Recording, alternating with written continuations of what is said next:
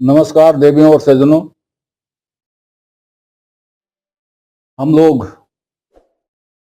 83वीं रमैनी पर वार्ता कर रहे थे और मैंने उसमें आपको यह बताया था कि यह रमैनी गीता के उपदेशों की ओर संकेत कर रही है, जिसमें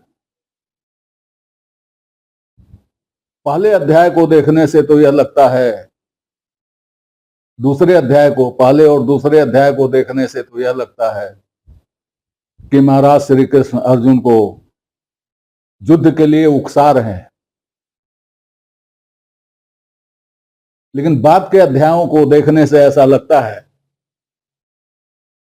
कि उसमें जो कुछ कहा गया है वो युद्ध की बात ही नहीं कही गई है। जो कुछ कहा गया है वो अध्यात्म की बात कही गई है, दर्शन की बात कही गई है और कर्म की बात कही गई है, कर्म संन्यास की बात कही गई है, सांख्य की बात कही गई है, योग की बात कही गई है। मैंने बताया ऐसा इसलिए है कि कोई भी उपदेश देने के पहले एक पीठिका बनाई जाती है, भूमिका बनाई जाती है और भूमिका ऐसी होनी चाहिए जो आगे के कथन से संबंधित हो। इसी तरह की भूमिकाएं आप देखेंगे श्रीमद् भागवत पुराण में, इसी तरह की भूमिका आप देखेंगे वाल्मीकि रामायण में। उसी तरह की भूमिका उपदेश देने के पहले बनाई गई है श्रीमद् भगवद गीता में। जो भूमिका बनाई गई है वो वास्तविकता नहीं है, वास्तविकता तो वही है जो ज्ञान दिया गया है।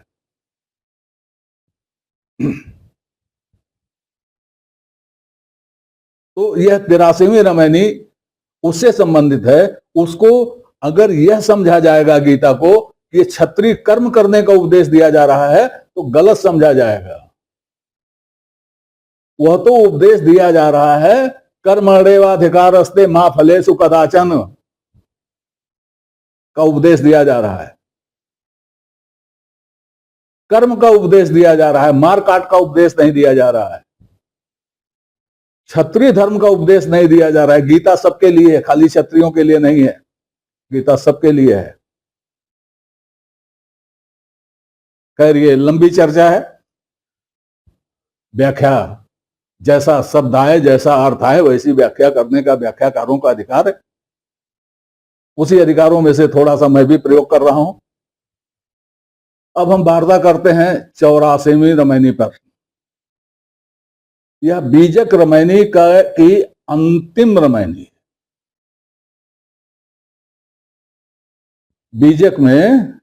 बीजक के रमैनी प्रकरण में कुल 84 रमैनियां हैं। अब हम 84 वाली रमैनी पर आ गए हैं, तो यह अंतिम रमैनी है। यहां पर मैं पहले बता दूं, जैसे पहली रमैनी में महात्मा कबीर ने यह हमको संकेत दिया कि वह रमैनी में कहां तक जाएंगे, कौन कौन से विषय छुएंगे, एक हल्का सा संकेत उन्होंने पहली रमैनी में दे दिया। वैसे ही यह आखिरी रमैनी उपसंहार जैसी है, जैसे जो कुछ कहा गया उसको कबीर समअप कर रहे हैं। जैसे ये कह रहे हो कि भाई बहुत कुछ कह दिया गया, साधारण में ये समझो। तो पहले इसका एक पाठ कर लेते हैं। ए जेरा तय अपने दुख ही संहार, जहि दुख व्याप रहा संसार, माया मोह बंधा सब लोई, अल्प लाभ मूल गौ खोई, मोर तोर में सबय बिगुरचा, जननी गर्भ वो द्रमा सूता, बहुतक खेल खेलें बहुरूपा, जन भंवरा अस गए बहुता, उपज बिनस फिर जुइनी आवे, सुख को लेस सपने हूं नहीं पावे, दुख संताप कष्ट बहु पावे, सो न मिला जो जरत बुझावे, मोर तोर में जरे जग सारा, धृग स्वार्थ झूठा हंकारा। झूठी आस रही जग लागी, इनते भाग बहुर पुनियागी। जहि हित के राख्यो सब लोई, सो सयान बाचा नहीं कोई। आप चेते नहीं, कहो तो रुसवा होए। कहें कबीर जो आप न जागे, निरस्त अस्त न होए। अब एक एक रामायणी पर विचार करते हैं। बहुत सिंपल, अब तो उपसंहार है, सब बता चुके हैं, तो अब इसमें गूढ़ता कुछ भी नहीं है, सब सिंपल सामान्य सी बात है। कबीर कहते हैं, हे जीव, हे जियरा, आप ही को जियरा कह रहे हैं। वो अपने जियरा से नहीं कह रहे हैं, उनका जियरा तो संतुष्ट हो चुका है, संतृप्त हो चुका है, वो आपसे कह रहे हैं और आपको जियरा कह के संबोधित कर रहे हैं। इससे प्यारा संबोधन और कोई होगा नहीं। कहीं वो आपको जियरा कहते हैं, कहीं आपको बाउर कहते हैं, और व्याख्याकार विद्वान लोग कहते हैं कि कबीर तो खोटी खोटी कहते थे। ये कैसी खोटी है भाई, जिसमें कबीर हमको जियरा कह रहे हैं? ये खोटी है। बाउर कह रहे हैं, वो खोटी है। बाउर किसको कहा जाता है? मैं पहले बता चुका हूं, पूरब में बाउर किसको कहा जाता है? बाउर उसको कहा जाता है जिससे बहुत लगाव होता है। तो ए जियरा, तय अपने दुख संहार, तू अपने दुख में संभाल, संभल जा। दुख में तो है ही, संभल जा। जय दुख व्याप रहा संसारा। किस दुख में संभल जा? किस दुख से संभल जा? जिस दुख से सारा संसार व्याप्त है, तू उस दुख से संभल जा। ये हमसे कह रहे हैं, आपसे कह रहे हैं। माया मोह बधा सब लोई। संसार के सारे लोग माया मोह में बंधे हुए हैं। लोई मतलब लोग, लोई माने कबीर की पत्नी नहीं, श्याम सुंदर दास वाली। देखिए यहां लोई आया है, ये लोई कबीर की पत्नी नहीं है, और कोई भी कबीर की पत्नी थी नहीं तो लोई कहां से होगी? तो माया मोह बधा सब लोई, सभी लोग माया मोह में बंधे हुए हैं, जिसके कारण अल्प लाभ मूल गो खोई।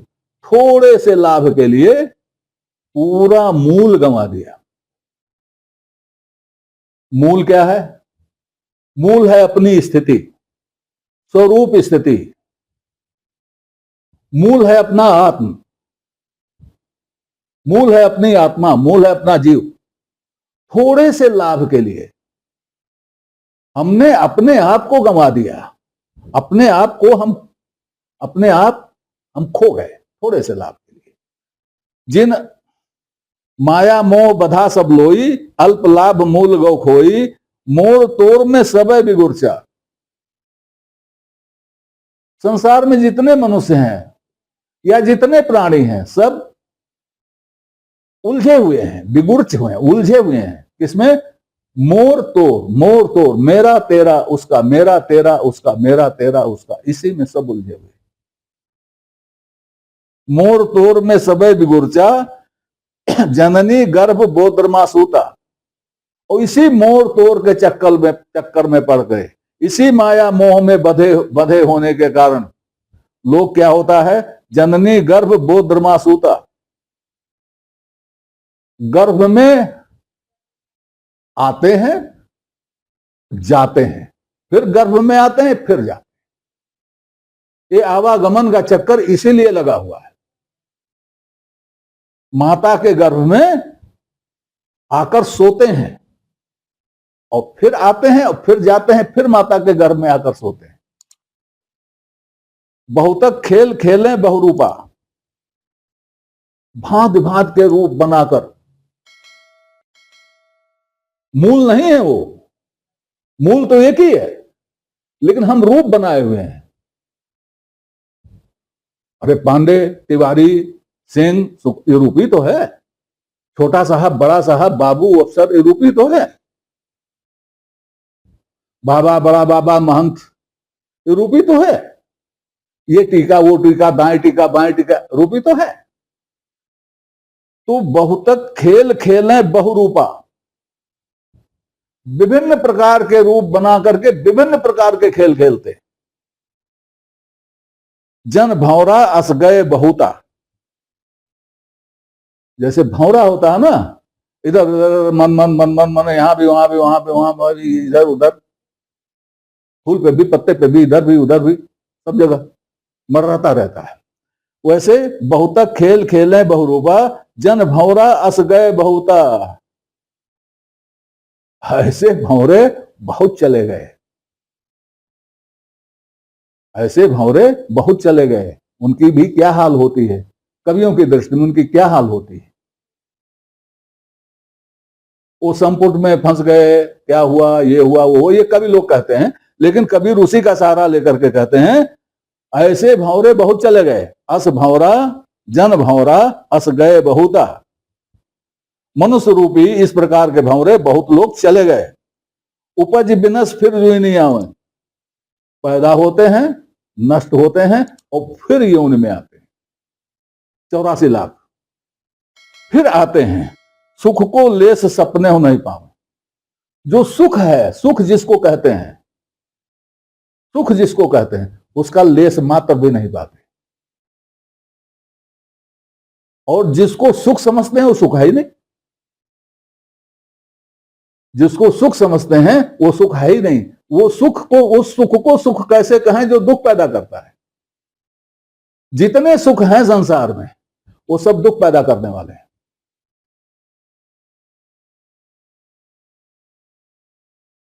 विवाह कर लिया, सुख, फिर जिंदगी भर रोते रहे, दुख। मकान बना लिया, सुख, फिर जिंदगी भर उसको ढोते रहे, दुख, और छोड़ के चले गए, दुख। तो जितने भी सुख हैं, किसी भी प्रकार के जितने भी सुख हैं, वो सब दुख पैदा करने वाले हैं। तो यही कहा जा रहा है कि लेस मात्र भी सुख नहीं मिला। सुख को लेस सपने हो नहीं पावे, दुख संताप कष्ट बहु पावे।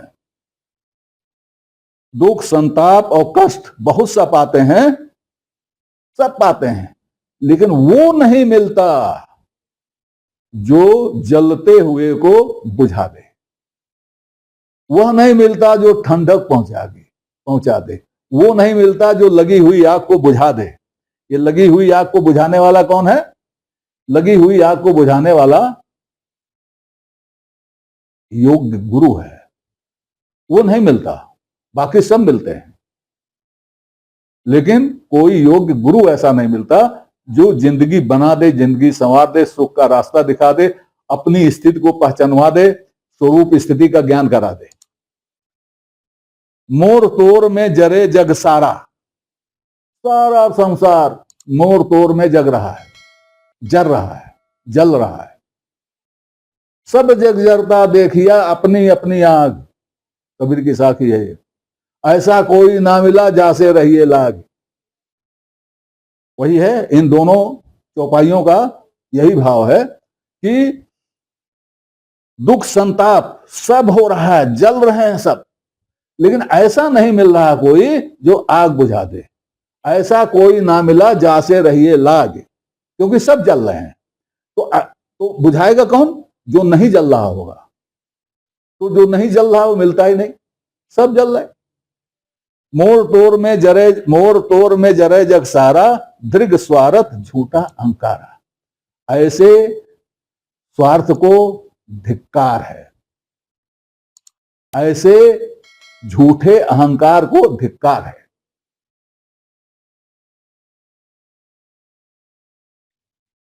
अगली चौपाई, झूठी आस रही जग लागी, इनते भाग्य बहुर पुनियागी। संसार में, संसार के लोग झूठी आशा में लगे हुए हैं। एक पूरी हुई दूसरी की तरफ दौड़े, दूसरी पूरी हुई तीसरी की तरफ दौड़े। आशा कभी पूरी नहीं होती।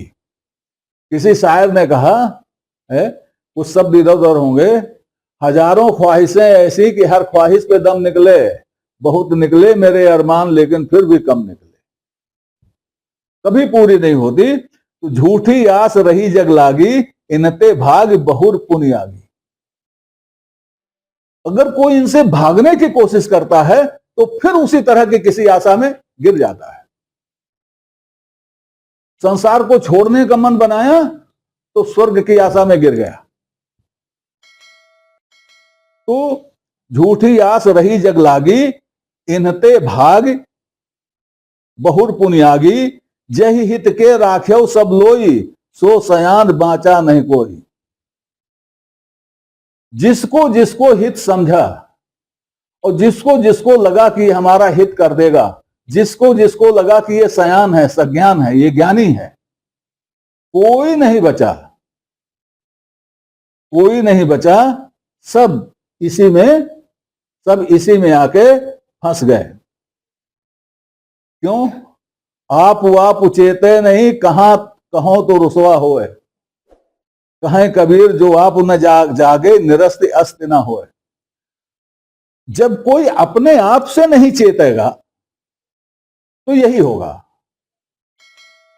सुख के लिए और स्वरूप स्थिति के लिए और इसके लिए कि कोई मिल जाए जो जलते को बुझा दे, उसके लिए अपने आप को चेताना पड़ेगा, अपने आप ही चेतना पड़ेगा। तो अपने आप तो चेतते नहीं। और कबीर कहते हैं जब मैं कहता हूं तो गुस्सा होते हैं, जब मैं कहता हूं तो नाराज होते हैं, जब मैं कहता हूं तो मैं ही दोषी हो जाता हूं। कहें कबीर जो आप न जागे, निरस्त अस्त न होए। आपके ना जागने से सत्य झूठ नहीं हो जाएगा और आपके ना जागने से झूठा सत्य नहीं हो जाएगा। आप चाहे जागो चाहे सो, सत्य तो सत्य ही रहेगा और झूठ झूठ ही रहेगा। इसलिए कबीर कहते हैं चेत जाओ ताकि सत्य ग्रहण कर सको और सत्य पर पहुंच सको। क्योंकि तुम्हारे शुतुरमुर्गी समाधान से सत्य असत्य नहीं हो जाएगा और असत्य सत्य नहीं हो जाएगा, जो है वही रहेगा। तो इस तरह से 84वीं रामायणी पर वार्ता यहीं तक। और अब बीजक के रामायणी प्रकरण पर वार्ता पूरी हो गई है। आगे विचार किया जाएगा कि किस भाग पर पुनः वार्ता प्रारंभ की जाए, यह अगले अंक में। तब तक के लिए नमस्कार। आपसे निवेदन है कि श्रृंखला को अपनी लाइक दें, इसको सब्सक्राइब करें और कमेंट बॉक्स में जाकर अपनी टिप्पणी प्रस्तुत करें, अपनी जिज्ञासा व्यक्त करें, अपने प्रश्न पूछें। यथा समय आपकी जिज्ञासाओं और प्रश्नों का समाधान करने का प्रयास किया जाएगा। धन्यवाद।